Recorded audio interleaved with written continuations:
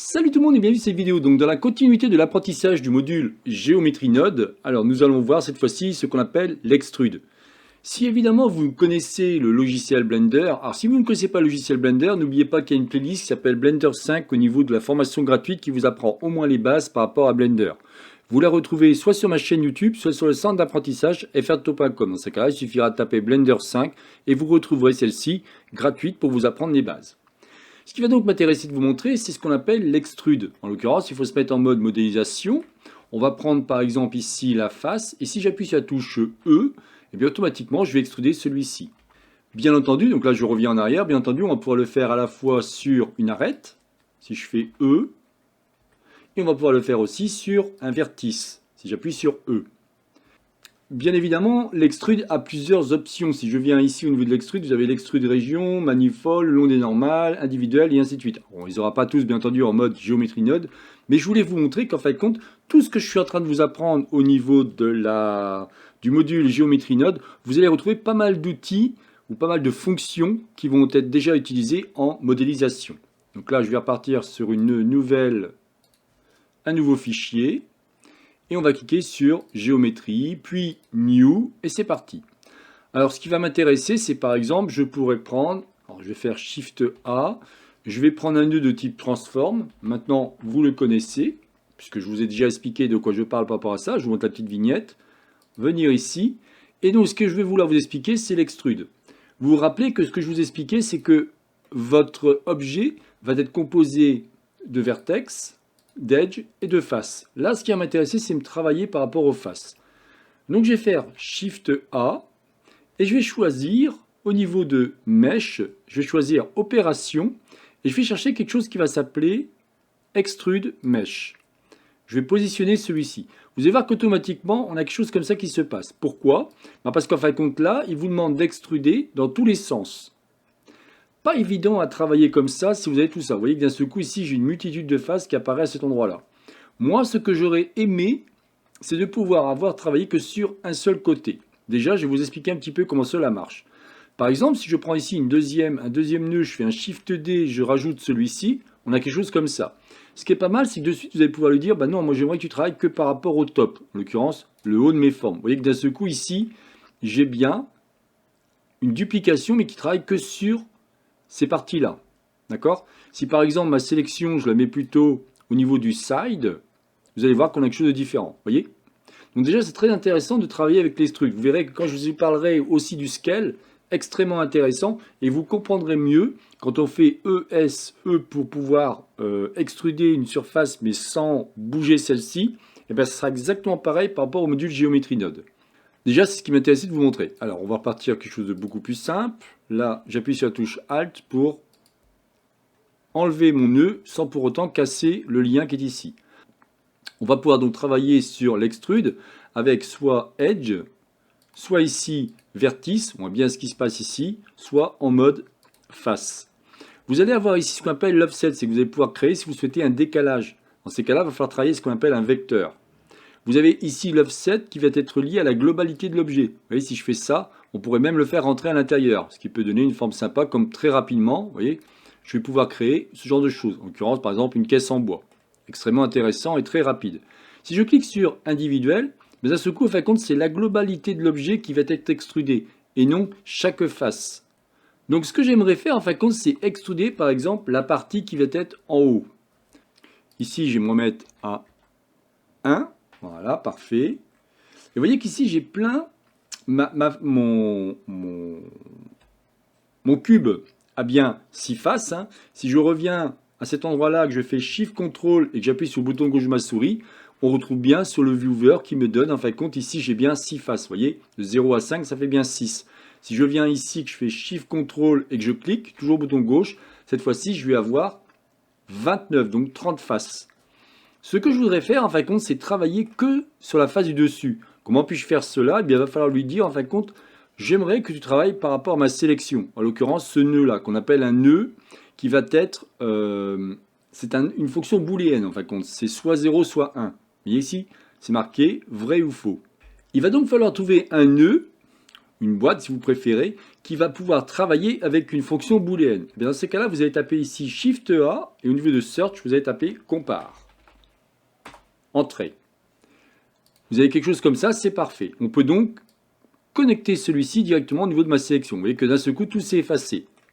OK. Et ce que je vais vouloir faire, c'est travailler par rapport à l'index. Je vous ai expliqué que quand on revient ici, on a X, Y, Z, mais on a aussi l'index qui va de 0 à 7. Si je reviens ici en face, on a ici de 0 à 5.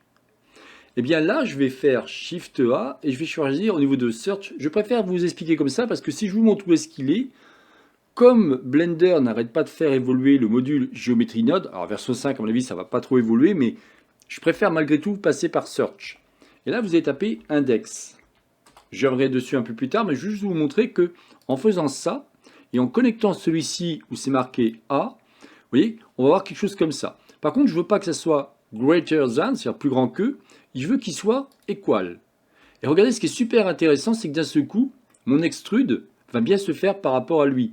Si je change ma valeur, donc je vais plutôt passer ici en integer, pour avoir quelque chose plutôt, voilà, pour avoir des valeurs entières. Et vous voyez, d'un seul coup, on va pouvoir faire ça. Alors, c'est pas évident à comprendre au début, hein, mais croyez-moi que quand vous avez compris ça, après vous allez voir que c'est assez sympa pour pouvoir faire un petit robot ou des choses comme ça. Donc, le fait d'être en index 0, ça veut dire que ici, si je reviens au niveau de mon... Vous avez 1, 1 et 1. Ça veut bien dire qu'il est passé en 1 et en 1. Donc, on a bien fait une extrude vers le haut. Et vous voyez, ce qui est extrêmement intéressant, donc là, je vais supprimer, c'est si je fais ça maintenant, et imaginons je veux faire Shift D, je reviens ici, je reprends ma sélection et je me reconnecte ici, il va continuer à travailler par rapport au haut. Donc vous allez pouvoir travailler, en fin de compte, vous voyez, on va pouvoir travailler différemment. Voilà ce qui m'intéressait de vous montrer. Alors bien entendu, après on pourrait aller beaucoup plus loin et ainsi de suite. Donc déjà, si je supprime celui-ci au niveau de ma sélection, alors avant je vais peut-être vous montrer en plein écran ce que ça donne. Contrôle barre d'espace. Vous avez quelque chose comme ça. Comme je vous dis, ce qui va m'intéresser dans ces différentes vidéos que je vous propose sur le module Geometry Node, c'est de faire de l'animation. Effectivement, là, ce n'est pas le cas. Mais déjà, je voulais vous expliquer que l'index va permettre de pouvoir travailler sur, en l'occurrence, cet index va être composé, on va dire, de 3 valeurs. C'est un peu comme un vecteur. Et l'intérêt, c'est qu'après, on va pouvoir travailler dessus et manipuler, en fonction des valeurs qu'on va noter, les faces, soit en haut, soit en bas, sur le côté, et ainsi de suite. Si évidemment j'enlève celui-ci, j'ai quelque chose comme ça. Et si vous regardez bien, il faut augmenter le offset pour avoir quelque chose de différent. D'accord? Donc soit à l'intérieur, soit à l'extérieur. Évidemment, on va pouvoir mettre d'autres nœuds, mais je ne vous les ai pas encore expliqués, comme par exemple subdivision. Rappelez-vous que si je viens ici, on va avoir des modifieurs qui vont être ici subdivision surface, qui va composer 2 fonctions. On appelle la subdivision du mesh ou la subdivision du surface, c'est-à-dire à la fois la forme et le maillage. Eh bien, tout cela, on va pouvoir le retrouver au niveau du module Geometry Node. Extrêmement intéressant. Pour cela, je vais vous montrer un exemple que j'ai créé. Voilà, donc là, on se retrouve sur l'exemple que j'ai créé. Alors, je vais un petit peu vous expliquer, mais pas tout, parce qu'il y aurait énormément de choses à dire dessus. Vous allez voir qu'il y a quand même pas mal de nœuds, hein, si vous regardez bien. Mais penchons-nous déjà sur ce que vous connaissez. En l'occurrence, vous avez bien ici le input. Donc, je suis parti d'un carré. Hein. Si je vous remontre ici, je vous mets en mode édition. Vous voyez qu'on a bien, enfin pas un carré, un cube, pardon. Vous voyez? Très bien. Je reviens en plein écran pour vous montrer ce qu'il en est. Donc on a bien ici le transform géométrie, on a bien ici mon extrude, et après évidemment j'ai d'autres éléments, comme là la subdivision de surface, on a ici un extrude et ainsi de suite. Évidemment, moi ce que j'ai fait, c'est que j'ai fait pas mal de nœuds supplémentaires, donc c'est des mathématiques si vous préférez, et que je me suis servi du same time. Pourquoi? Parce que j'ai voulu faire une animation pour que celui-ci va me créer des extrudes aléatoires, par rapport à ce que j'ai mis. C'est pour ça qu'ici vous avez ce qu'on appelle un random. Random, ça veut dire aléatoire. Et après, j'ai rajouté différentes techniques pour avoir ce que je suis en train de vous montrer. Vous voyez, là, je vous montre carrément la vidéo. Et voilà, c'est le genre de choses qu'on peut faire. Donc, ça fait comme une bestiole qui serait un peu vivante. On peut faire vraiment énormément de choses avec le module Geometry Node. Et là, je vous montre quelque chose de très simple. Mais croyez-moi que on va pouvoir mettre plein de nœuds, plein de techniques. Alors, ce sera à vous de comprendre comment ça marche. Vous verrez de temps en temps, j'utiliserai les nœuds mathématiques parce que tout ça, ce sont des nœuds mathématiques. Hein, soit sur le add, le divide. Random value, c'est une valeur aléatoire, mais c'est quand même quelque chose de mathématique. Là, vous avez aussi des comment dire, des boîtes mathématiques, mais plutôt vectorielles. En gros, si vous voulez, tout ce qui va être nœud en bleu, ça va être une seule valeur. Vous voyez ici, tout ce qui va être en gris, comme ça, vous n'avez qu'une seule valeur, pas en bleu, excusez-moi. Par contre, ici, en violet, vous aurez 3 valeurs, en l'occurrence X, Y, Z. Ça, c'est très important de comprendre la différence entre une valeur comme un float, c'est-à-dire un nombre décimal, ou alors un integer, c'est-à-dire un nombre entier, ou alors un vecteur. Et en l'occurrence, un vecteur, si je reviens ici, c'est ça un vecteur. Un vecteur, c'est une valeur qui comprend 3 valeurs, en l'occurrence X, Y, Z. Alors ça peut être sûrement perturbant, mais voilà en tout cas ce que ça va donner. Et vous allez me dire, bah oui, très bien, mais ça va donner quoi? Je vais vous montrer. Si on fait quelque chose comme ça, vous voyez, on a une forme comme ça. Et si je lance celle-ci, voilà, il va se transformer. En fin de compte, il va créer de l'extrude aléatoire et il va créer quelque chose de sympathique. C'est pour ça que je vous ai montré. Là, je vous remonte la vidéo. Voilà le genre de choses que je voulais vous expliquer. Ce qu'on peut faire. Évidemment, ça ne se fait pas comme ça du jour au lendemain, mais j'aime bien à chaque fois vous montrer quelque chose de peu plus complexe pour vous expliquer que les simples nœuds que je vous montre, là, comme je vous ai dit ici, il y a une subdivision, rien de plus. Et on verra justement pour la prochaine vidéo, nous allons voir le set matériel. Comme ça, au fur et à mesure, vous allez comprendre les nœuds que je suis en train de vous expliquer. Voilà, bah écoutez, j'en dirai pas plus par rapport à cette vidéo. C'est donc la chaîne Blender pour tous, réalisée par Jean-Michel. Si vous avez aimé cette vidéo, n'oubliez pas de liker ou tout simplement vous abonner à ma chaîne. Je vous souhaite une excellente journée et à la prochaine vidéo. Bye bye.